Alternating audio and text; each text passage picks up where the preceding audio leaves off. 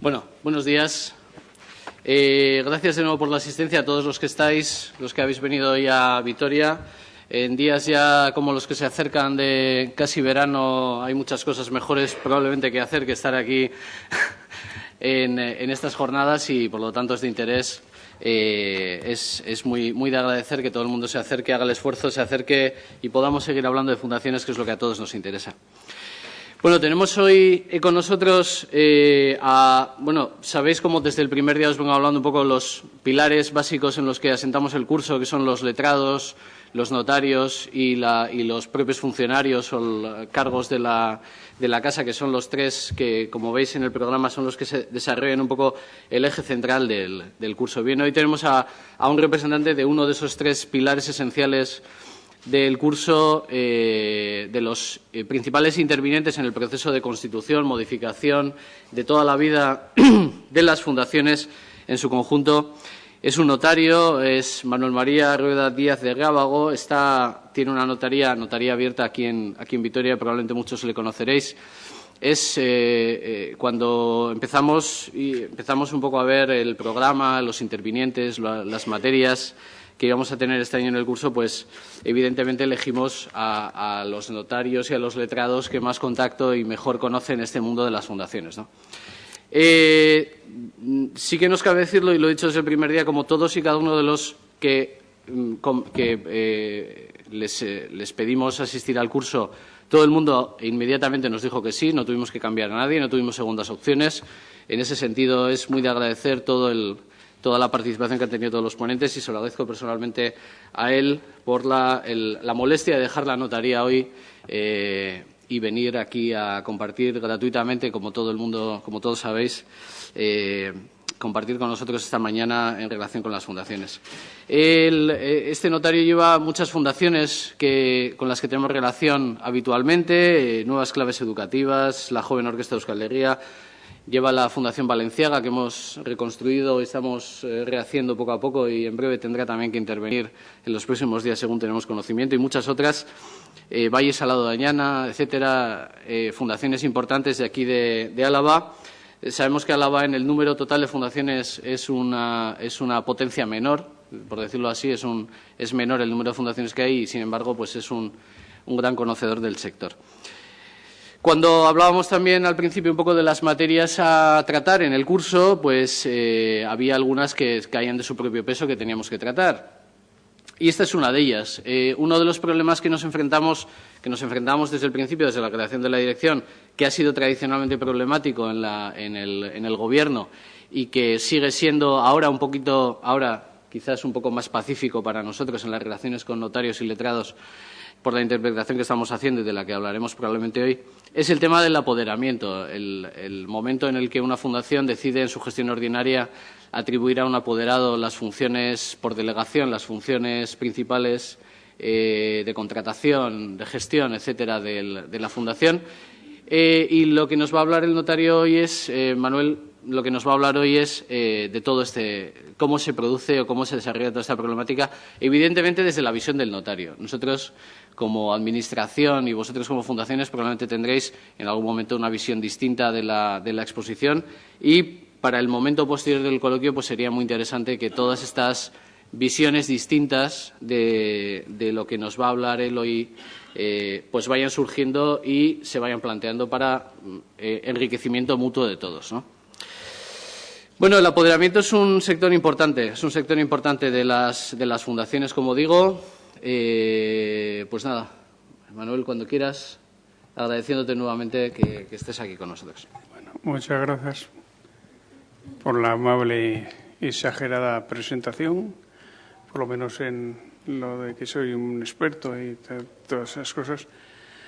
La verdad es que las fundaciones es un campo que en el trabajo jurídico, en concreto en las notarías, si comparamos con otros campos como el mercantil, el mundo de las sociedades es muy minoritario.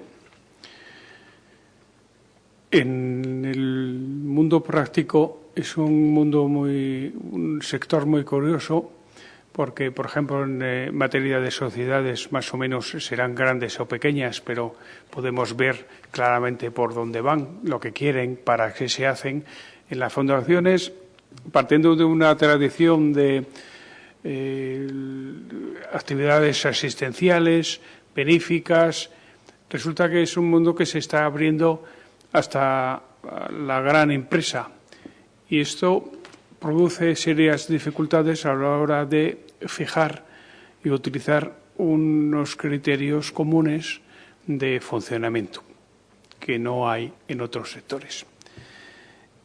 En cuestión de poderes, la normativa es muy corta, aparentemente clara, pero en realidad declara nada.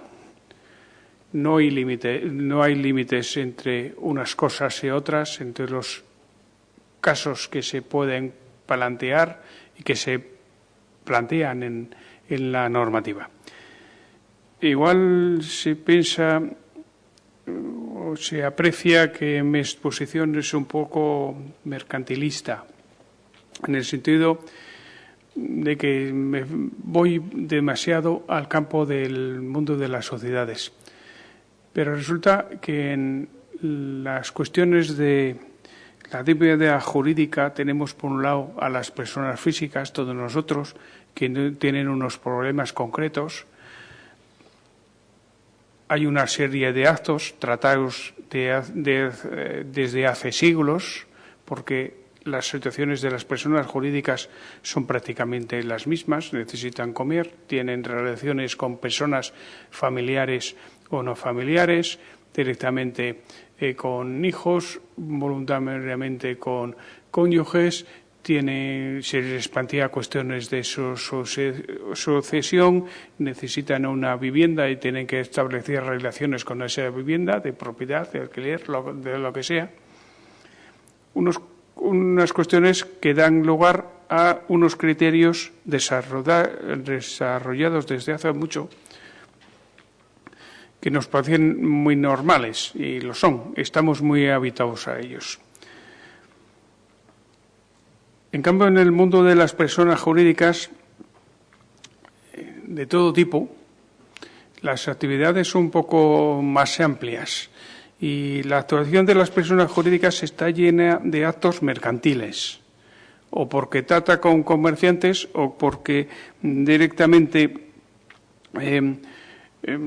son actos de comercio, y esto pasa a la legislación que trata de las diversas personas jurídicas. En concreto, a las últimas normativas sobre fundaciones, pues incluyen la posibilidad de realizar negocios mercantiles, actividades mercantiles, introduce conceptos como gestión ordinaria, giro o tráfico de la empresa, que sustituyen a los propios de las personas físicas de administración y de exposición. Y entre toda esta, para solucionar esta situación, la normativa más desarrollada en los papeles y en la práctica y en las resoluciones y sentencias, lo que tiene más desarrollo es la propia de las sociedades mercantiles. Estos criterios, entiendo yo que son bastante aprovechables para las demás personas jurídicas, sean fundaciones, sean asociaciones, siempre que las situaciones de partida sean similares.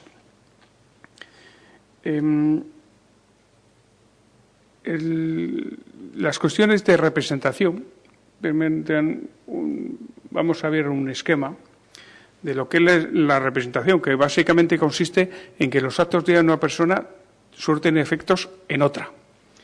Bueno, pero las actuaciones de una persona física o jurídica, como vemos con terceros, puede en la persona física ser realizada directamente, que es lo más habitual, puede ser realizada a través de lo que en derecho se llame un nuntius o de un apoderado. El nuntius es una figura jurídica que se limita a exteriorizar una voluntad jurídica que ya ha sido forjada, ya ha sido detallada. El nuntius simplemente dice determina el momento en que surge al exterior esta situación jurídica, pero no decide. Ya está decidido por la persona física o la persona jurídica.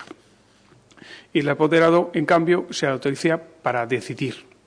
Más o menos cosas, pero para decidir, para negociar, decidir si se hace o no se hace, los elementos del contrato, el precio, los plazos, las garantías, lo que sea. En el mundo de las personas jurídicas no existe la relación directa, porque la persona jurídica, y aquí sobre todo me voy a referir a las que tienen órganos colegiados, que es lo que afecta a las fundaciones. No se constituye todo el órgano colegiado en el banco para abrir una cuenta corriente, sé que no querrá alguien, una persona física. Será un nuntius, como hemos visto antes, que escapa a la normativa de poderes y delegaciones, o un apoderado o un delegado. Las diferencias entre estos dos últimos es que el delegado forma parte del órgano colegiado. A veces se ha identificado y se ha indicado que todo supuesto en que se autoriza a una persona que forma parte del órgano colegiado es una delegación. En realidad, la delegación depende de la condición de miembro del sujeto, es decir, cuando dejo de pertenecer al órgano colegiado se extingue mi delegación, mientras que el apoderamiento continúa en el tiempo hasta su revocación y puede interesar apoderar con unas facultades que se prolonguen en el tiempo a una persona que hoy o ahora está dentro del órgano. Pensemos sobre todo en los casos en que la pertenencia a este órgano de administración es temporal y puede interesar que, cesando este señor por sus facultades y sus condiciones, continúe como apoderado. No obstante, la mayor parte de la normativa la podemos considerar como común para unos y para otros. Vamos a ver un pequeño repaso a la normativa que entiendo yo que es aplicable a esta materia. En materia directamente de fundaciones, he utilizado la legislación vasca, la del 94.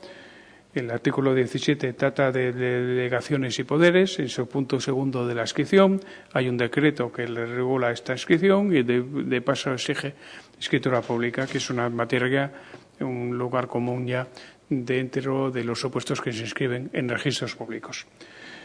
También debemos tener en cuenta, aunque sea para compararlas, la legislación de las fundaciones de competencia estatal del año 2002, donde en el artículo 16 trata primero las delegaciones, segundo después de los poderes y por último la inscripción. En materia de mercantil o civil, de derecho privado en general, para ver la normativa básica de poderes hay que ir al Código Civil, que los regula en algunas normas específicas o concretas y sobre todo mezclada con las normas del contrato de mandato. En el ámbito mercantil, que regula criterios que serán bastante coincidentes en los de funcionamiento de los órganos colegiados de fundaciones, se trata, por un lado, en el Código de Comercio, donde al mandato lo llama comisión mercantil, con dos secciones. La primera regula relaciones entre las dos partes que intervienen, el comitente y comisionista, o mandante y mandatario, y la segunda ya se fija de forma muy principal en la representación, la figura jurídica en virtud de la cual los efectos de uno o los actos de uno surten efectos en otro. En materia de sociedades, esto ha sido una norma básica, es decir, cuando la Comunidad Europea decidió unificar la normativa para poder hacer caso o utilizar las sociedades de todos los países miembros, lo hizo a través de varias directivas. La primera de todas reguló este efecto, el efecto de la representación, aparte de la publicidad, pero se fijó en ese efecto. Luego, en otras directivas se ocupó de otras cuestiones, de contabilidad, de capital social, de todo. Pero lo primero, la representación.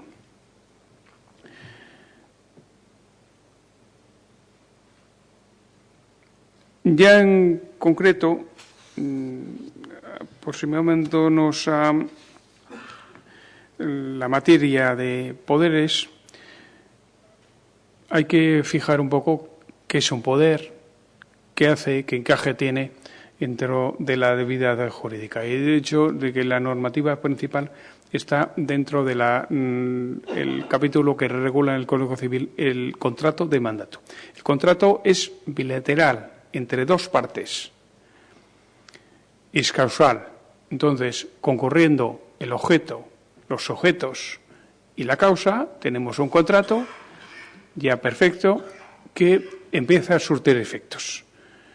En el Código Civil regula sobre todo relaciones internas, secundariamente relaciones con otros que no hayan formado parte. Y para poder ser utilizado regula una herramienta, que la herramienta es el poder, que es lo que funciona en el tráfico. Lo que se ve por ahí es el poder, solo. Es unilateral, abstracto, es decir, habrá una cosa, pero eso no importa. Cuando yo contrato con alguien que me trae un poder, me da igual cuál sea la causa del poder. Al tráfico jurídico normalmente le da igual eso. Por eso decimos que es abstracto. Y sobre todo regula relaciones con terceros.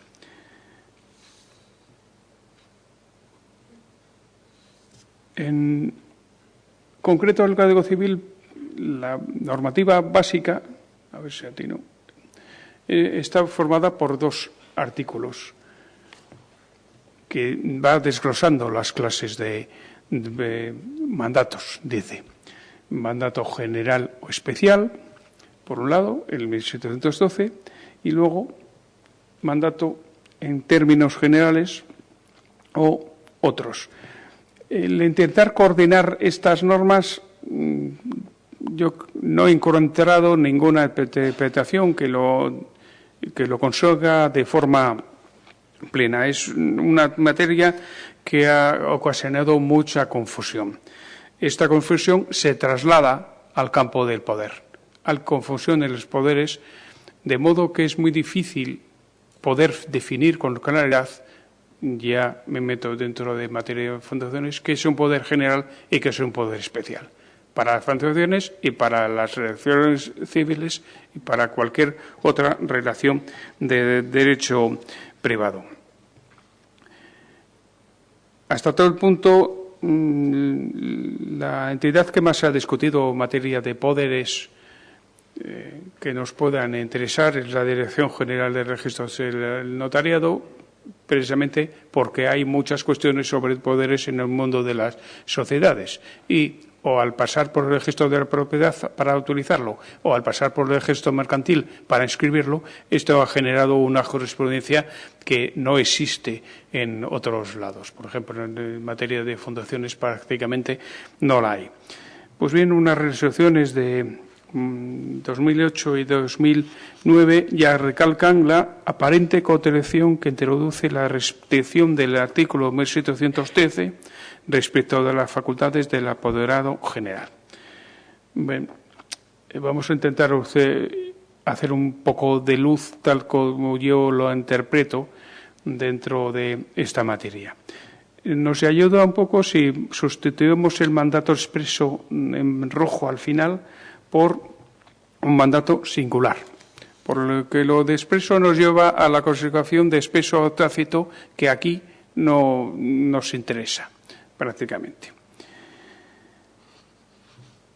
Al interpretar el mandato general de todos los negocios del mandante, pues lo primero que nos lleva a pensar es una rama de actividad, una unidad jurídica económica.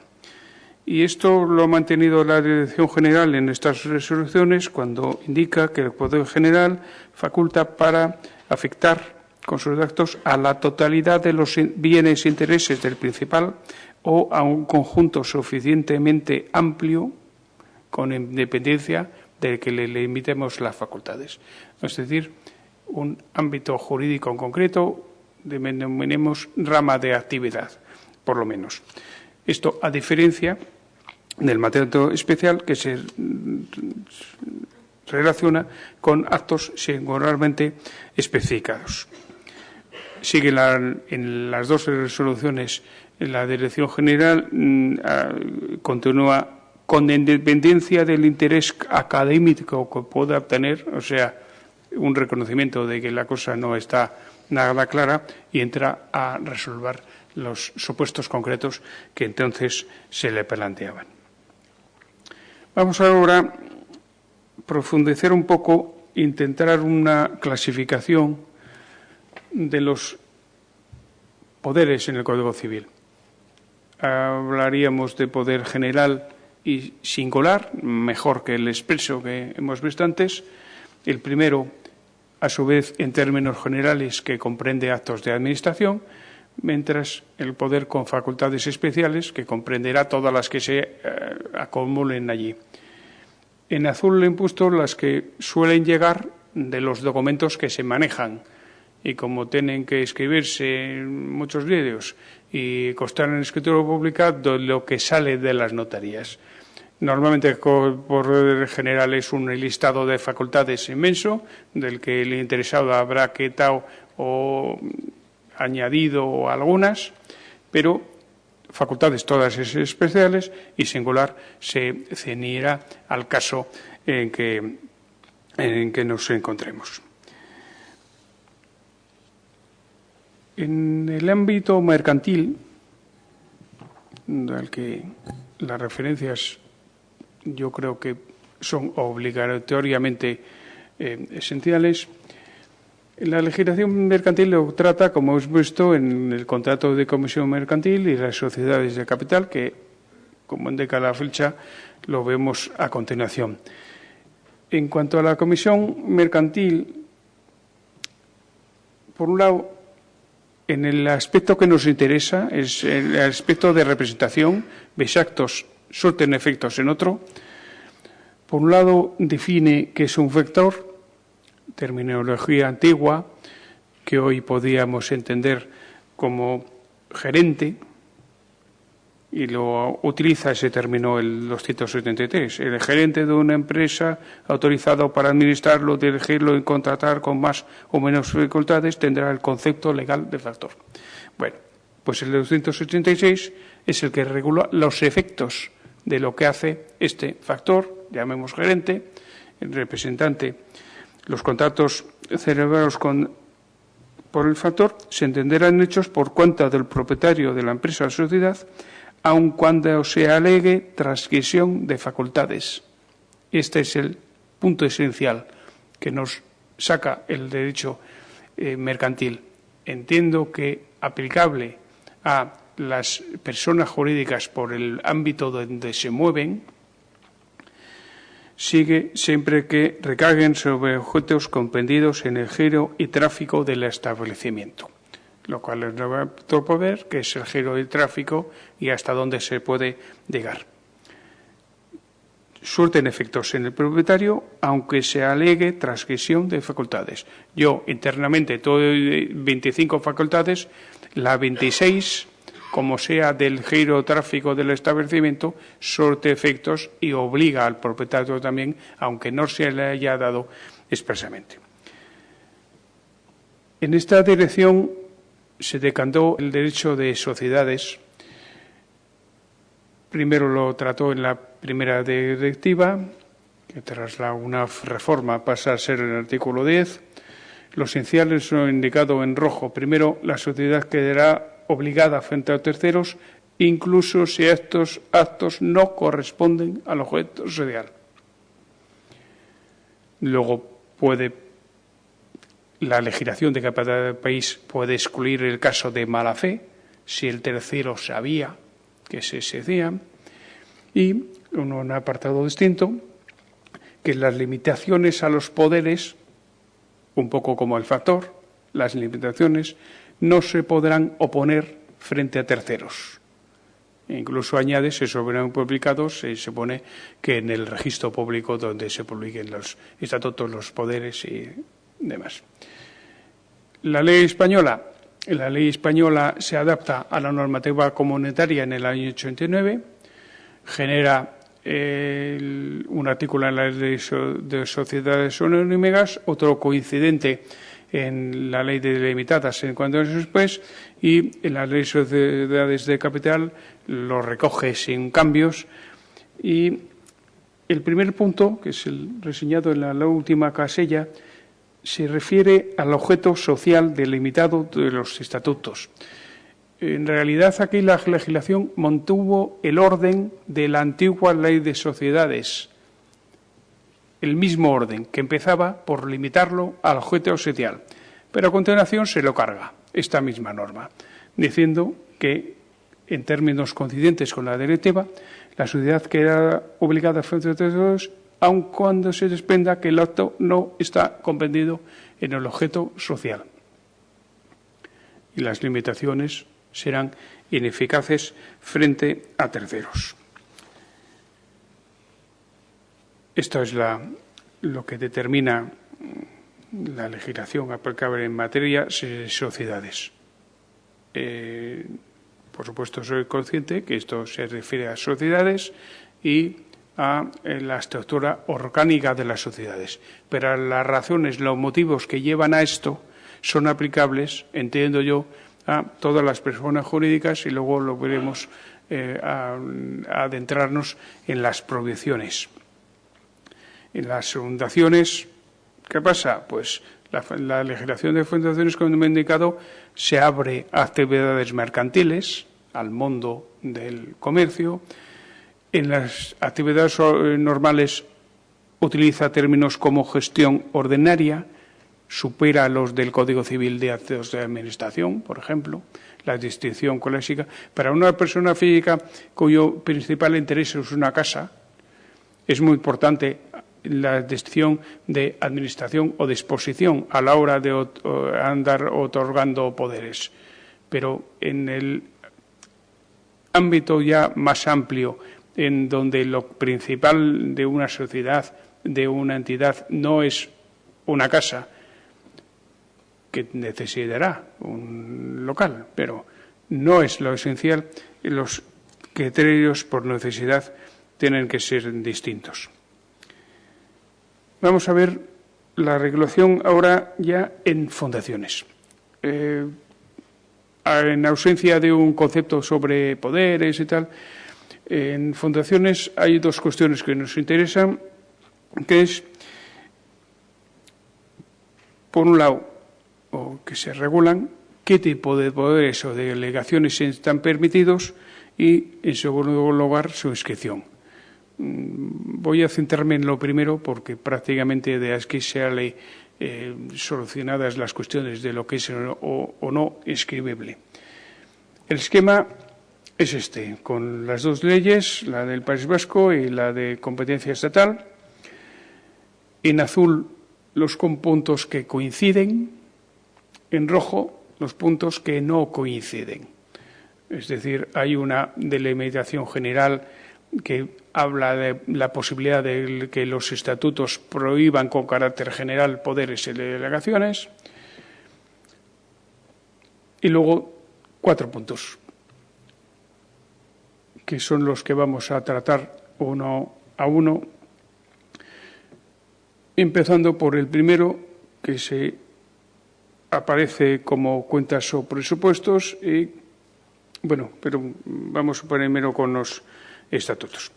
En materia de estatutos pueden intervenir en 2 puntos. Primero, como con una prohibición general de que haya delegaciones y poderes. Y el último punto, que se trate de casos prohibidos por el fundador o estatutos de la legislación vasca. Con carácter previo, entiendo que esto será aplicable a los poderes, pero no al supuesto que denominábamos de nuntios, porque imaginemos unos estatutos que prohíben delegar y apoderar, pues a ver cómo funciona. El caso que decía antes, constituyéndose el patronato en pleno para abrir la cuenta corriente o para retirar dinero de la cuenta corriente y para cada acto. Hay que dejar a salvo el acuerdo específico para cada supuesto concreto que esté formalmente apoderado, pero en el fondo no tan apoderado, deberá poder realizar. La otra nota que aparece en el 1721 del Código Civil es una nota, un artículo que se refiere que en el Código Civil el mandatario puede sustituir los poderes si no se le ha prohibido, mientras que el criterio del Código de Comercio es que el contrario, no se pueden sustituir. Esto se planteó en una resolución también de la Dirección General, que llegó a la conclusión que en actos puramente civiles se aplicaba el 1721, en concreto era un poder para pleitos. Si el Consejo podía o un apoderado podía dar poderes para pleitos. Y se dijo por el registrador que, como el Código de Comercio dice que no puede sustituir, que no se podía, y al final la dirección le dejó que en materias puramente civiles hay que aplicar criterios de derecho civil. Lo mismo aquí. Pongamos el mismo supuesto. Hay que dar un poder para pleitos porque han mandado a la Fundación en cuyos estatutos se dice que no se pueden dar poderes. El último caso son los supuestos prohibidos por estatutos o por el fundador. En la legislación central también se trata de los estatutos. La legislación central, aparte de eso, se refiere solo a los poderes. Yo creo que la interpretación de estas normas nos llevan a que son comunes las normas, los resultados por unos y para otros. La diferencia principal es que en la legislación vasca permite que el fundador prohíba otorgar poderes específicos para materias concretas, o sea, para casos concretos, mientras que la legislación central no dice nada.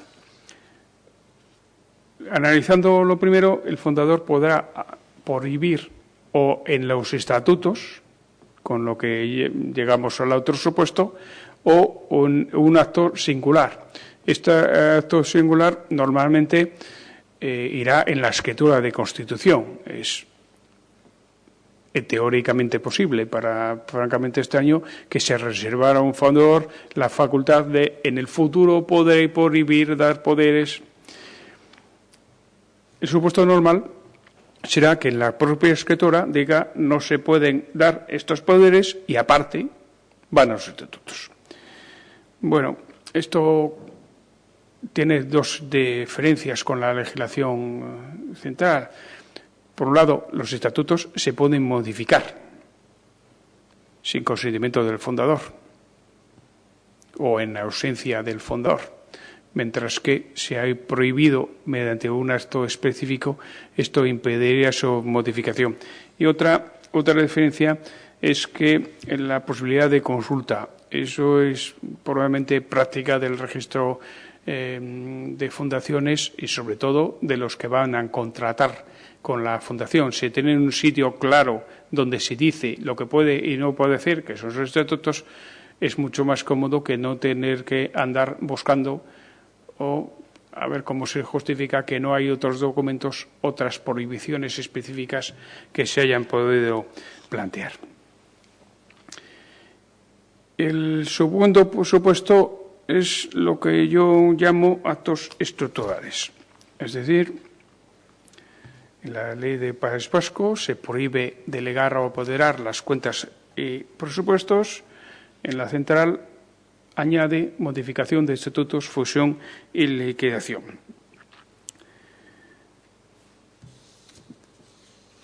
¿Por qué? Bueno, en la actuación del órgano colegiado hay dos tipos de actos, unos que se refieren a relaciones con terceros, relaciones normalmente comerciales o por lo menos contractuales, y otro tipo de actos que son internas, que constituyen facultades y obligaciones. Lo que afecta a la estructura interna de la entidad, tanto en materia de sociedades como aquí expresamente en materia de fundaciones, no se puede encargar a otros. Es una responsabilidad del órgano de administración. No solamente las indicadas, sino todas las que sean competencia del patronato, en este caso, y afecten a la estructura interna social. No veo yo efectos prácticos concretos con que la ley del País Vasco no se refiere a la modificación de estatutos, fusión y delegación, si luego, cuando habla de estas situaciones, dice que es competencia de los estatutos. La distinción esencial es que aquí no hay actuación con terceros. Son facultades internas y legalmente se reservan la preparación al patronato y la aprobación al protectorado, y no a otros encargados o delegados o apoderados por estas dos entidades. El siguiente supuesto se refiere a los actos que excedan de la gestión ordinaria, según dice la norma, que curiosamente tenemos en la ley vasca, pero que no aparece en la ley estatal. El problema es lo de gestión ordinaria, y por eso he puesto entre interrogantes lo de extraordinaria, que son los actos que resultarían prohibidos. Esto nos lleva a determinar qué es un acto de gestión ordinaria, qué es un acto de administración, cómo se funciona en el tráfico. Los actos civiles puros, los que afectaban sobre todo a las personas físicas a los que me refiero antes, son actos que afectan a bienes individuales. La normativa, sobre todo en materia de poderes, se fija en las relaciones internas, como hace el capítulo del mandato, como hace la premonización de las normas de la Comisión Mercantil. El ámbito viene delimitado por el 1713 del Código, que recordemos que decía que el mandato en términos generales no debe utilizarse en los actos de administración, y para una lista de actos de disposición que se cita a continuación, hará falta, decía, mandato expreso, mandato singular, reseñar facultades especiales para esto. El motivo de este desarrollo es que en la vida civil los criterios son de reflexión, no se sigue criterios de rapidez y de amplia circulación, sino de salvaguardar los intereses de los que te contratan, sobre todo. Mientras que en la vida más comercial, más mercantil, los criterios son distintos. Así, cuando se trata de alguien que administra patrimonios, los actos se refieren a un conjunto de bienes. Vuelvo a qué es un acto de administración. En teoría, en principio, un acto de administración es el que se refiere a una cosa, pero que no ocasiona la salida de esa cosa del patrimonio del su titular. Por ejemplo, un alquiler frente a una compraventa. claro, en derecho civil nos relacionamos con bienes tratados uno a uno. Y la administración de patrimonio se refiere a todo el patrimonio, pero la administración de patrimonio puede llevar consigo disposición de los bienes, de algunos bienes que componen ese patrimonio. Y esto en el Código Civil aparecen esas normas que luego nadie recuerda o nadie aplica porque están fuera ya del lugar, pero lo regula, por ejemplo, en relación con rebaños. Dedica algunos artículos para decir qué puede hacer el pastor con las ovejas que forman parte del rebaño. Si se mueren, se parecen más, se parecen menos. Por lo tanto,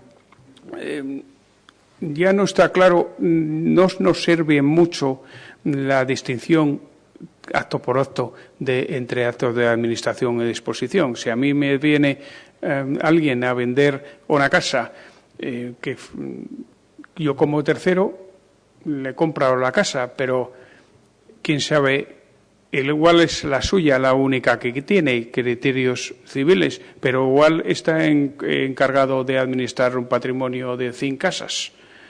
Entonces la administración del conjunto exigiría la disposición. Esta distinción nos sirve para poder delimitar lo que se puede apoderar y lo que no se puede apoderar. Por esta vía van las normas que se fijan en relaciones externas, que utilizan los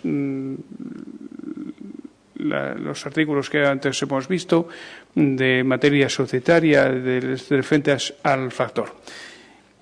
Y para documentar usted un poco en la jurisprudencia, pues resulta que tenemos una evolución muy interesante de lo que ha hecho de la Dirección General. La evolución es anterior a la adaptación de la materia española a las normas comunitarias y con mayor razón se aplica posteriormente. En principio era muy restrictiva, o sea que en cuestión de sociedades los administradores podían hacer lo que estaba en el objeto social. Era lo esencial, solo lo que estaba en el objeto social. Luego empezó a desarrollarse un poco y incluyó actos de desarrollo, que no estaban específicamente incluidos, pero se entendía que servían para eso. El siguiente punto fue considerar actos neutros, que pueden servir para el objeto social o no. Y ante un acto de este tipo debe ser admitido. Y el último punto de la evolución era admitir los actos no contradictorios. O sea, solo cuando el acto que se pretende realizar es abiertamente contrario al objeto social, debe ser excluido de las facultades de administrador y véase apoderado también. En los demás casos, en caso debe ser admitido. Así, por ejemplo, en resoluciones de 1990 y posteriormente en el 98 habla de que se incluye en el ámbito del poder de presentación de los administradores no solo los actos de desarrollo o ejecución del objeto social, sino también los neutros o polivalentes y los aparentemente no conectados con el objeto social.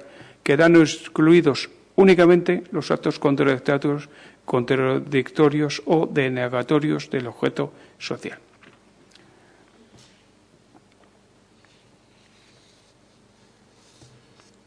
Un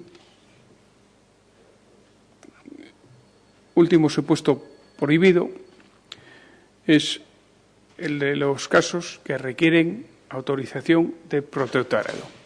En esto coinciden las dos legislaciones.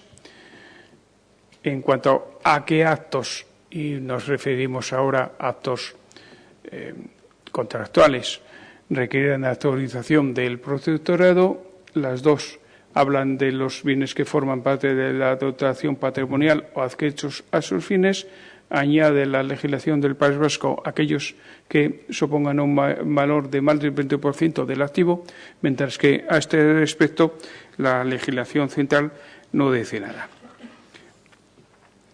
el motivo de esto nos lleva de vuelta a la distinción que antes se hacía de actos estructurales y actos contractuales, digamos, frente a terceros, dentro de la actuación de órganos de representación y, por lo tanto, después de apoderados y delegados.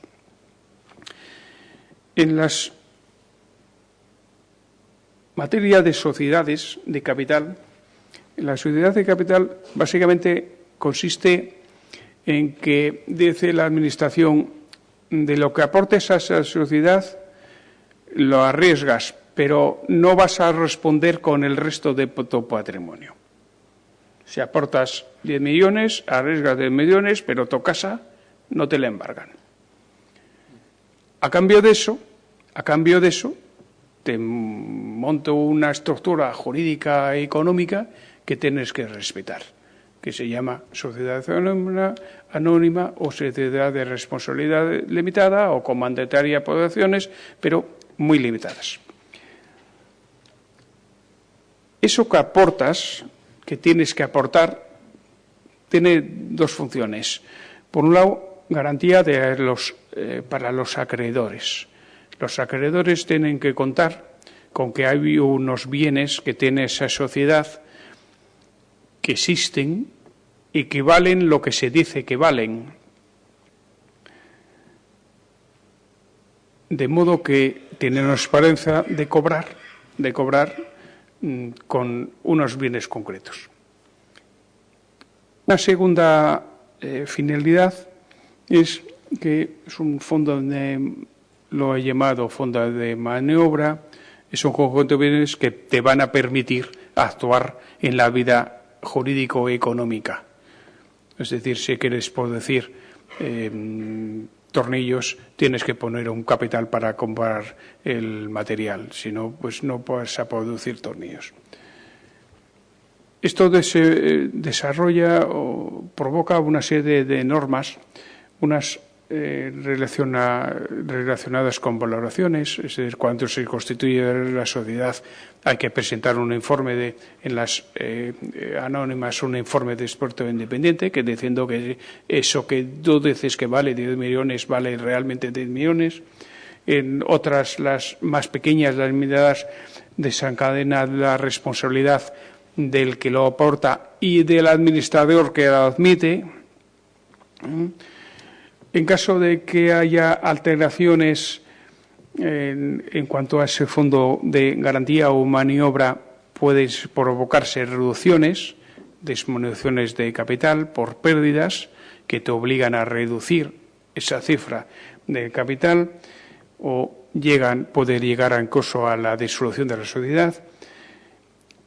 Y todo va acompañado de normas de publicidad para que se enteren los posibles acreedores y de oposición para unos actos de estos de reducción, por ejemplo, la posibilidad de oponerse.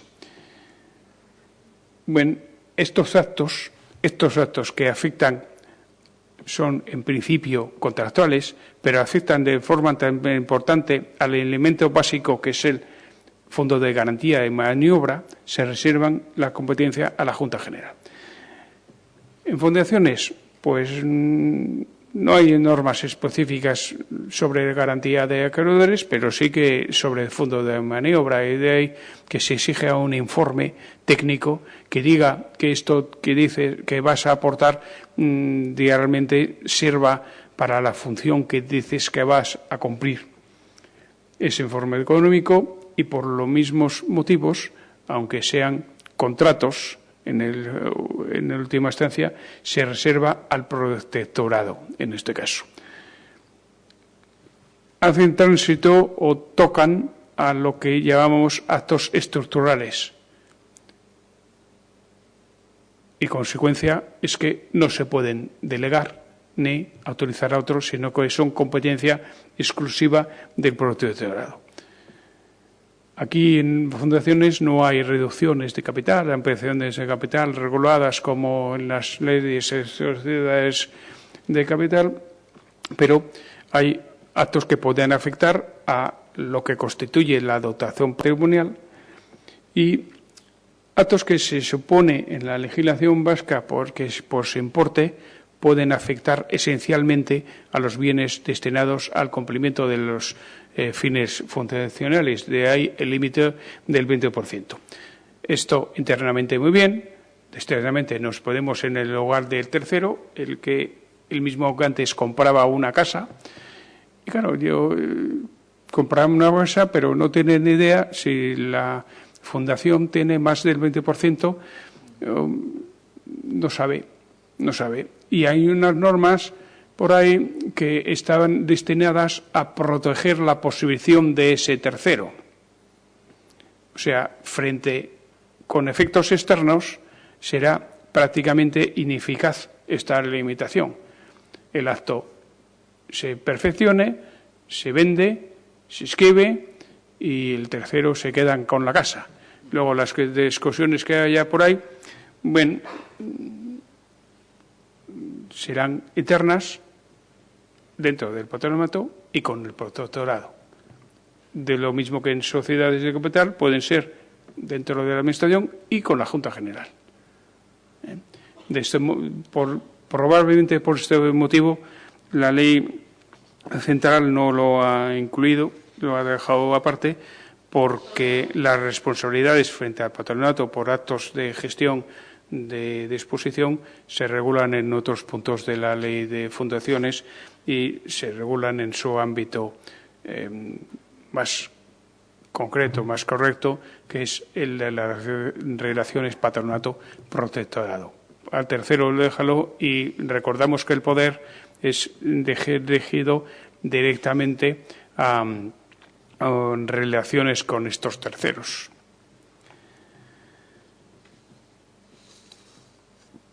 Por último, hay unas normas, unas cuestiones que hay que mencionar en cuanto al incumplimiento de las prohibiciones anteriores. O sea, determinada materia no puedes delegarla o hacer un poder. Bueno, y si lo haces, ¿qué pasa? Porque el tercero, muy probablemente, salvo supuestos de mala fe, que eran la salvaguardia del 234 de la Ley de Sociedades de Capital, mala fe que hay que probar, salvo esos supuestos no van a verse afectados. Pues aquí volvemos a distinguir los actos que son modificaciones, afectan a modificaciones estructurales, las cuentas, el poder para una fusión, modificación de estatutos. Bueno, estos actos directamente surgen del mismo poder, difícilmente se relacionan solo secundariamente con terceros y, por lo tanto, entiendo que serían ineficaces. Pero aquellos poderes de delegaciones que se sirven a negocios jurídicos, vuelvo a repetir que estamos en el ámbito externo, el tercero resulta que no se verá afectado y la validez del acto jurídico se mantendría. En el ámbito externo entiendo que no son ineficaces los poderes, pero sé de que terminan en el ámbito interno posibilidades de responsabilidad del patronato o de la adopción, las posibilidades de adopción de las medidas que correspondan por parte del protectorado. Una cuestión que se ha planteado en materia de sociedades y que yo entiendo que es interesante aquí es si al hacer poderes deben excluirse expresamente en el poder las facultades no delegables. Aquí son supuestos que no pueden ser objeto de apoderamiento. Esto por un lado, hay que distinguir los poderes a los que afecta. Los poderes especiales para un acto delegable ya los hemos visto. En los poderes generales ¿hay que excluirlos o no? Esto lo ha resuelto la Dirección General ya finalmente en una resolución bastante reciente del año 2009, en que se trataba de dar un poder general absoluto e ilimitado que deberá ser interpretado en los más amplios términos. La adscripción se paró porque entendía el registrador que había que dejar a salvo los supuestos que no se podían delegar, indelegables, y al final, analizando el caso, se trataba de un listado de facultades que se otorgaban al apoderado. Y determinó la Dirección General que este poder no tenía la menor pretensión ni atisbo de facultades legalmente delegables, que son las que no se contemplan por lo que debía inscribirse. Es decir, el apoderamiento incluía actos relacionados con negocios jurídicos. Cita en contra otra resolución del año 90 que dijo que se debían dejarse a salvo, pero en este caso del año 90 se trataba de otorgar todas las facultades, un listado de facultades del Consejo de Administración, entre las cuales había algunas como la de elaborar cuentas. Entonces sí que exigió la Dirección General, déjeme a salvo, excluya estos. Esta exclusión puede ser muy clara a la hora de escribir. O sea, si me lo excluyen, mejor. Doy poder para todas estas cosas, excluidas aquellas que no puedo. Y claro, en la práctica volvemos, no puedes en la gestión ordinaria, pero la utilización son actos de gestión ordinaria o no. No puedes del más del 20% del activo, pero esto que vendes o compras es más del 25% del activo o no. Esto nos lleva a que el tercero tendría que estar calificando el poder, calificando la contabilidad de la fundación, por ejemplo. Entonces, por clara que sea a efectos de la adscripción, es perturbadora, me parece, a efectos de la utilización de los poderes. Y por último, los poderes inscribibles, los que afectan a modificaciones estructurales, por lo mismo que he indicado antes, yo creo que son ineficaces y no inscribibles. Los demás, los de actos de gestión, entiendo que sí.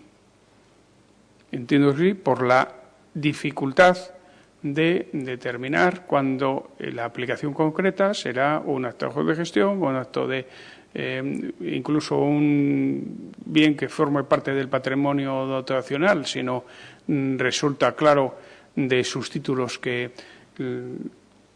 lo compone.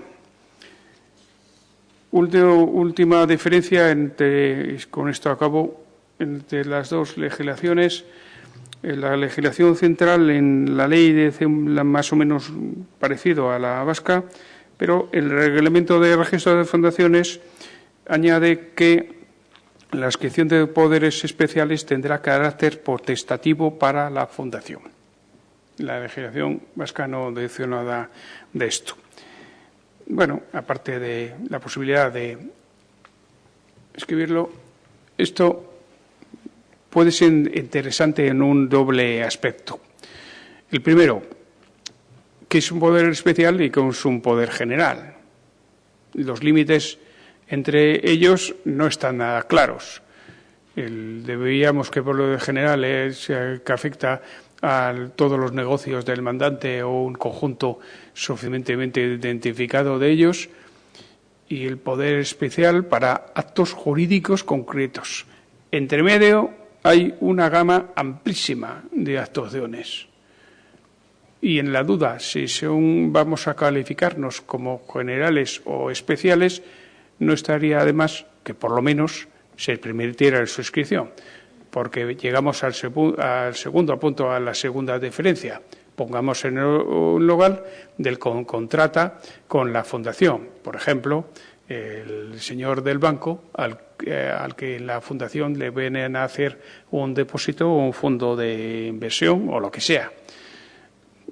Claro, la necesidad o no de inscripción, por interesante que sea para el que autoriza el poder, que puede ser yo o por el que lo escribe, al final va a depender de si el señor del banco le dice tráigamelo inscrito. Nos olvidamos muchas veces de ese tercer contratante. Si es muy individual, pues bueno, no pasa nada. Pero si tiene una asesoría jurídica por encima y le he dicho que ojo, empezará a pedir garantías, cautelas y tal.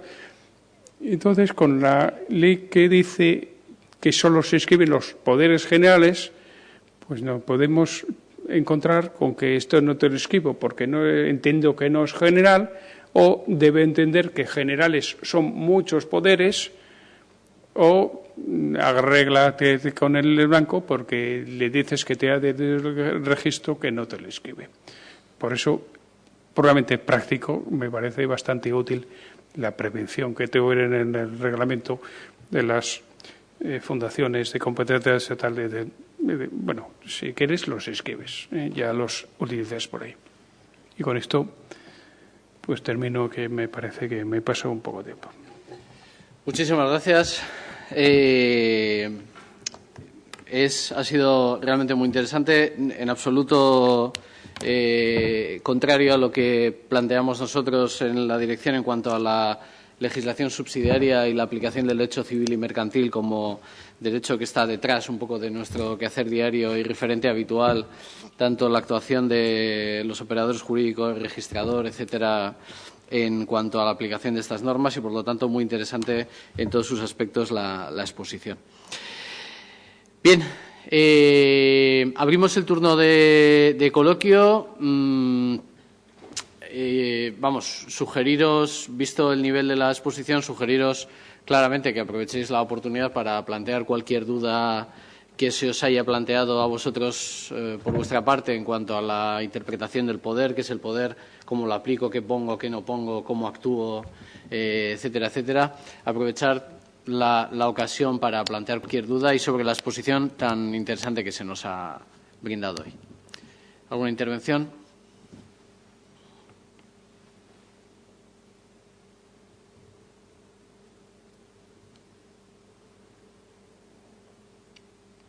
¿Ninguna pregunta? Sí, bien. Alfredo. Sí, efectivamente la exposición ha sido extensa y brillante y afecta a cuestiones que se nos plantean en el registro pues todos los días. Entre las notas que tengo hay varias cuestiones que también nos afectan a nuestro día a día. Una de ellas, de todas formas, es el tema de cómo juega el tema del interés general. O sea, la exposición estaba claro entre negocios jurídicos en los que les afectan los poderes a aspectos de carácter estructural. Entonces, la diferencia respecto de terceros y la protección del tercero de buena fe que no puede calificar los poderes en un momento determinado, etcétera. Pero desde el punto de vista de la Administración hay también un aspecto que es el tema del interés general, lo propio de las fundaciones, que en sociedades ordinarias, civiles, etcétera, no existe.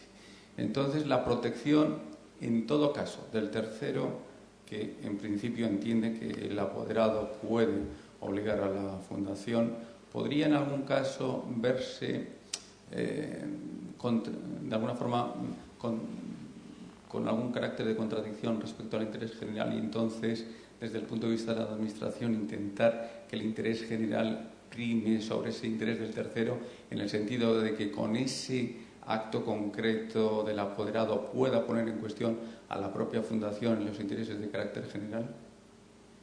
No sé si más o menos ha quedado claro lo que quería exponer, de introducir otro factor al tema de el tercero que contrata en relación con la fundación y su representante. Es que la vida jurídico-económica no se fija si estamos ante una fundación o ante una sociedad anónima, limitada, cooperativa. se fija en lo que hace. Y lo que hace dentro de la estructura económica de toda la operación que se vaya a hacer. Me estoy yendo a contratos de un valor económico más alto, que lo vemos claro aquí.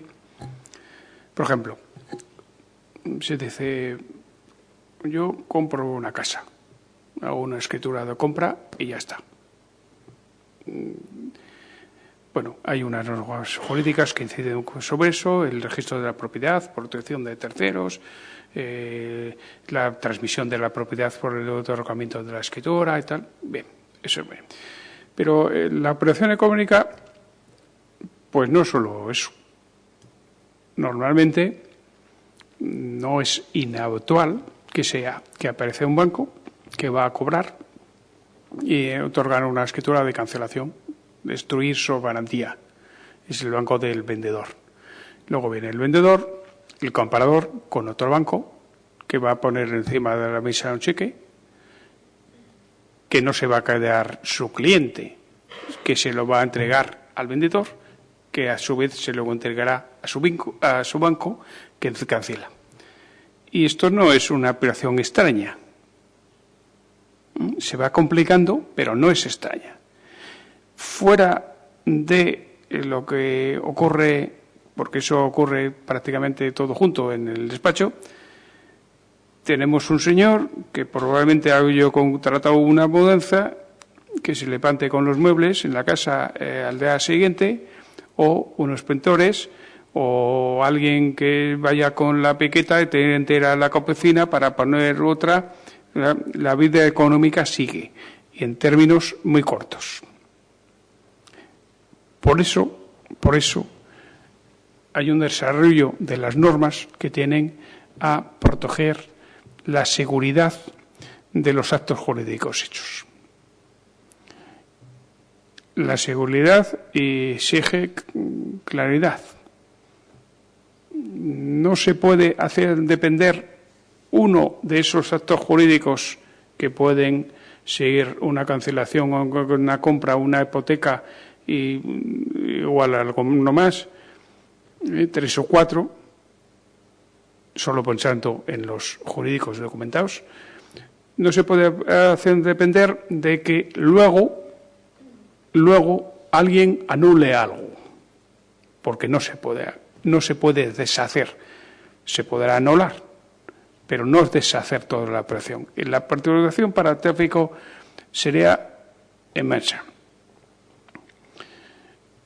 Hay que hacer recaer el acento en que eso esté resuelto antes de la utilización. A la hora o de otorgar los poderes, más claro, pero mucho peor, sería normas objetivas que limitaran la capacidad de las fundaciones, por ejemplo, pero eso es posible cuando todas las fundaciones, por lo menos todas las fundaciones que se regulan por un reglamento, son, digamos, asistenciales o educacionales. Hay una norma para las fundaciones de educación, que era el sistema de unos cuantos reglamentos para cada tipo de fundaciones. Entonces sí que se permite delimitar lo que van a hacer esas fundaciones y ponerles todos los límites y controles previos que puedan. Pero aquí nos encontramos, incluso aquí mismo, desde fundaciones que se dedican a ser tutoras, a fundaciones que pueden manejar unos presupuestos anuales de unos cuantos billones y que además intervienen en el mundo mercantil. Sacar una norma común para todo eso, pues te presenta una dificultad grandísima. Pero en todo caso tiene que estar resuelto, y resuelto de forma muy clara, antes de que se utilicen esos poderes. Antes. Una forma sería hacerlo recaer en el trámite de la inscripción. O sea, los poderes que tienen que estar inscritos, mándame los poderes y ya veré si los escribo.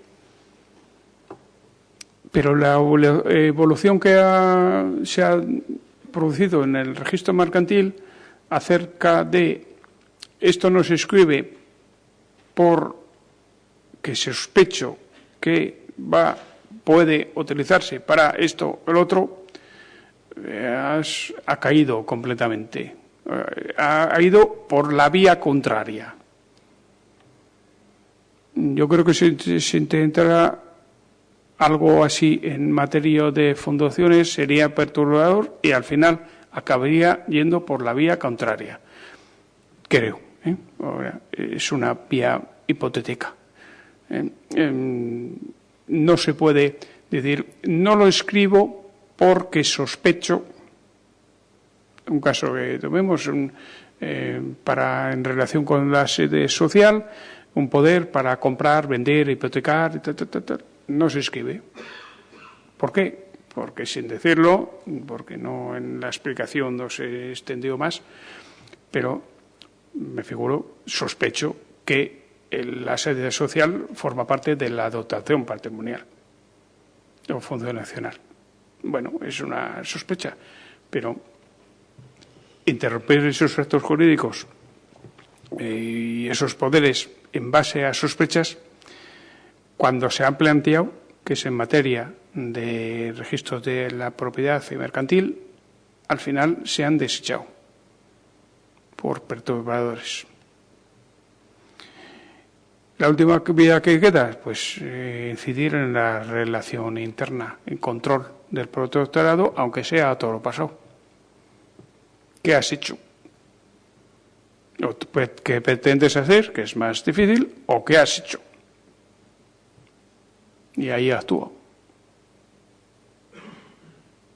No veo más. A bote pronto no veo más.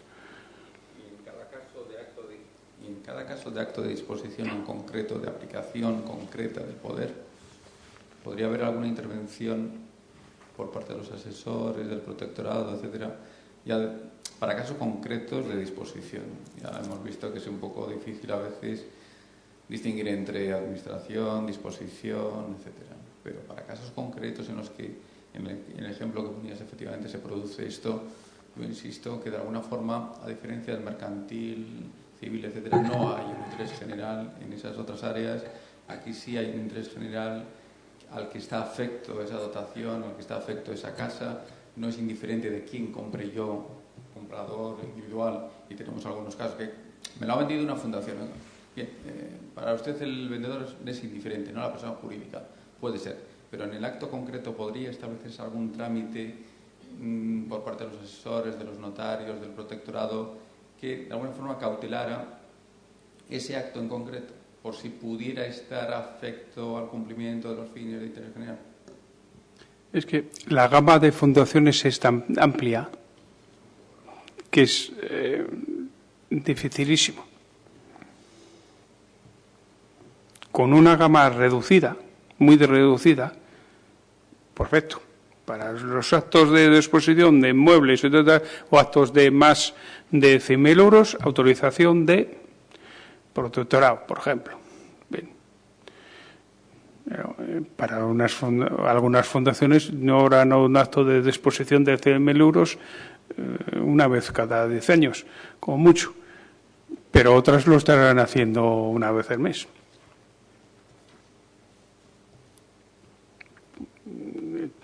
Es la peculiaridad de las fundaciones, que indicaba en materia de sociedades mercantiles, grandes o pequeñas, van todas por la misma vía, pero en fundaciones no. Y eso es un problema añadido. Tiene sus beneficios, de dotar una forma jurídica una solución jurídica a múltiples necesidades y tal, bien, pero tiene esos prejuicios. ¿Cómo lo limitamos? ¿Cómo lo delimitamos? ¿Y para quién? No sé, no lo veo operativo. Este debate es justo reproducido casi mutatis mutandis el debate que hemos tenido interno en la dirección para la interpretación del poder y la inscripción de los mismos. Reproduce y creo que los argumentos que estás dando son claramente los que hemos dado. Es imposible o es muy difícil establecer criterios objetivos previos para determinar la gestión ordinaria y ver la inscripción, la posible inscripción o no de un poder. Pero, sin embargo, nosotros sí que nos hemos quedado, después de efectivamente tener la misma línea en cuanto a los límites cuantitativos, a los efectos del apoderamiento de alguien en representación de la Fundación, limitarlo cuantitativamente no es operativo, estableciendo un criterio objetivo en 3.000 o en 300.000, porque efectivamente, como dices, las fundaciones son muy variopintas y hay fundaciones que operan con 3.000, pero hay fundaciones que operan con 300.000 todos los días. Por lo tanto, el criterio objetivo en este sentido cuantitativo no puede ser, pero sí que para nosotros era un criterio y está siendo un criterio relativamente eficaz en la interpretación del poder la limitación a la venta de inmuebles, pero exclusivamente a la venta del objeto del inmueble de la sede social de la Fundación, como límite último de capacidad que no es inscribible si está dentro de un poder. Es decir, la venta de inmuebles sí, porque efectivamente anteriormente se limitaba a la venta de inmuebles como no inscribible, un poder que contenía la venta de inmuebles no inscribible, porque, pues por distintos motivos. Pero si hay fundaciones cuya facultad o cuya actividad habitual es la venta de inmuebles, esa interpretación les perjudicaba claramente. Bueno, excluimos ese apartado, eso ya lo descartamos. Pero por ahora, en la línea de reflexión, sí que nos hemos quedado en eso que ya has dicho, que no te parece una interpretación correcta, que es la de limitarlo exclusivamente al inmueble en el que se desarrolla la actividad principal o los fines fundacionales, ¿no? Es un poco el momento en el que nos encontramos y ya veo que vas más adelante en la interpretación de esta cuestión, ¿no? Es que se está dando por supuesto que lo principal del patrimonio fundacional es la sede. Sí.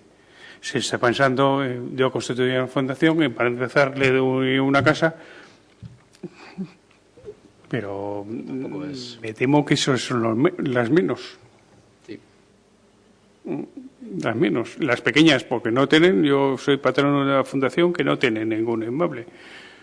Para empezar, estamos de alquiler. Y las grandes, pues porque se buscará salvo que sea esencial el local para el interés que quieren salvaguardar, prácticamente un museo o similares.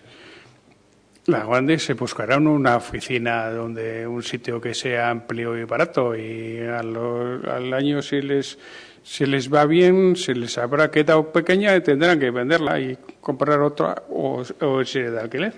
Sí, sí.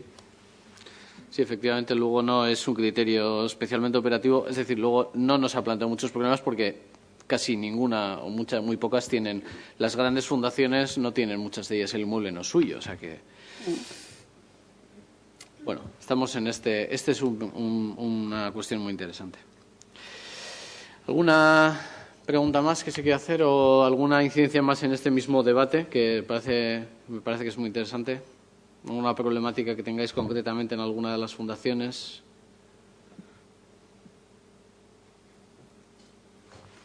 ¿Ninguna otra cuestión? Bueno, de todas formas, la ponencia ha sido muy intensa. Decía Alfredo antes, ha sido brillante, efectivamente ha sido así.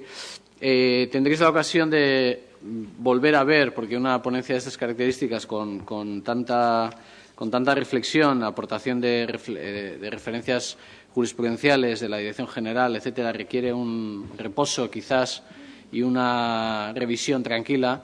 En breve tendremos nuestra nueva página web operativa ya probablemente en 1 o 2 semanas, una cosa así, ya después de un proceso de revisión interno que hemos tenido reciente. Y en esa página web pondremos los vídeos de todas las intervenciones que ha habido hasta ahora en el curso y tendréis la ocasión de tranquilamente poder volver, independientemente también de que dentro de unos meses, cuando podamos hacerlo, intentaremos editar todas las ponencias en un monográfico, en un libro monográfico, ¿no? Bien, probablemente en ese momento surjan más cuestiones. Si nos las hacéis llegar, también os intentaremos, por nuestra parte y por parte de los ponentes, intentaremos solventar dudas que os surjan en este momento de revisión o de reposo un poco más tranquilo de las intervenciones. Bien, por mi parte, te agradezco nuevamente la asistencia. El esfuerzo de la preparación de una ponencia de estas características, lo sabemos bien, es importante. Muchas gracias por haberlo hecho y por haber hecho el esfuerzo de transmitir de una forma didáctica todo lo que nos has contado hoy. Una cosita, una alta.